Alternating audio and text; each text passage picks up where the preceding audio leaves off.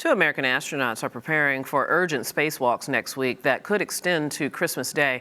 NASA ordered the spacewalks to make repairs to the International Space Station's cooling system.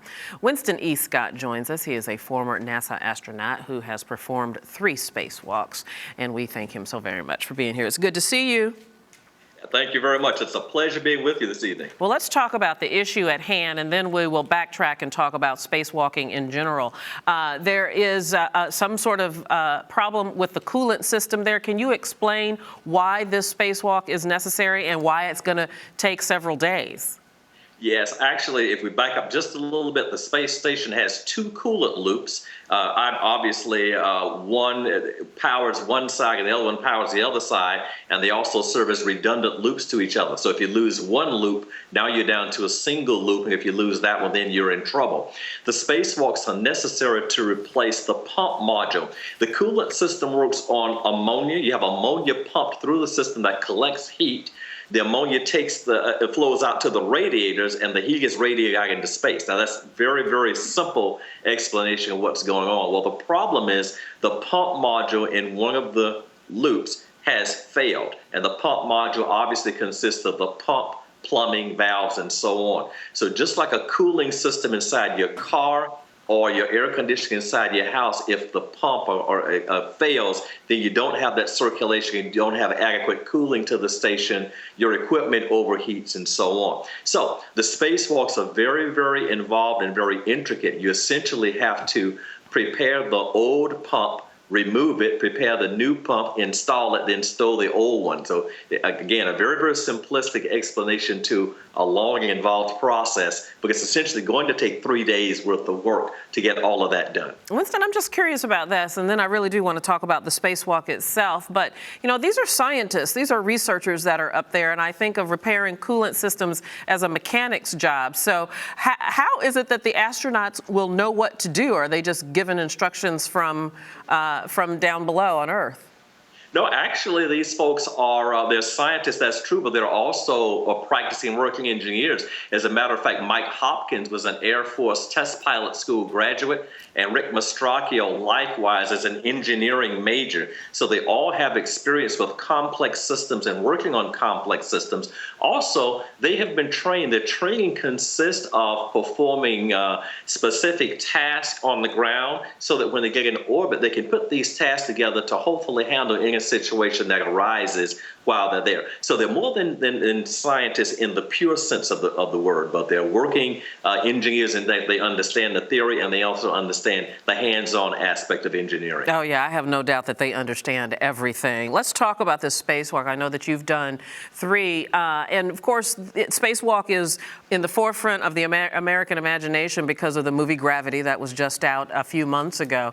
How dangerous are these spacewalks, first of all? What are the inherent risks of getting outside the spacecraft?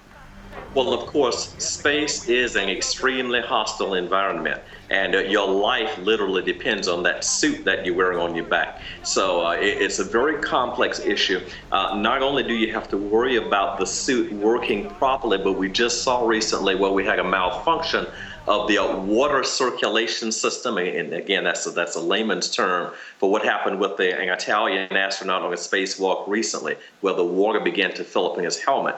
So you've got an extremely complex suit that you want to operate properly, but you've also got the potential for micrometeorites impacting the suit. But NASA does a good job of planning these things so that there's minimal risk to the astronaut. You try and work in the wake of your space station so that you shield yourself from any micrometeorite debris. You always go out in a pair, so that if something happens to one person, the other person can assist them. You always have your IV, the 2 people outside called EV people, extravehicular. You have an IV, an intravehicular person coordinating the whole activity. So it's incredibly complex. There are inherent risks involved, but we do everything we can to minimize those risks and ensure successful spacewalks. Winston, how stressful is it for you when you are actually out there?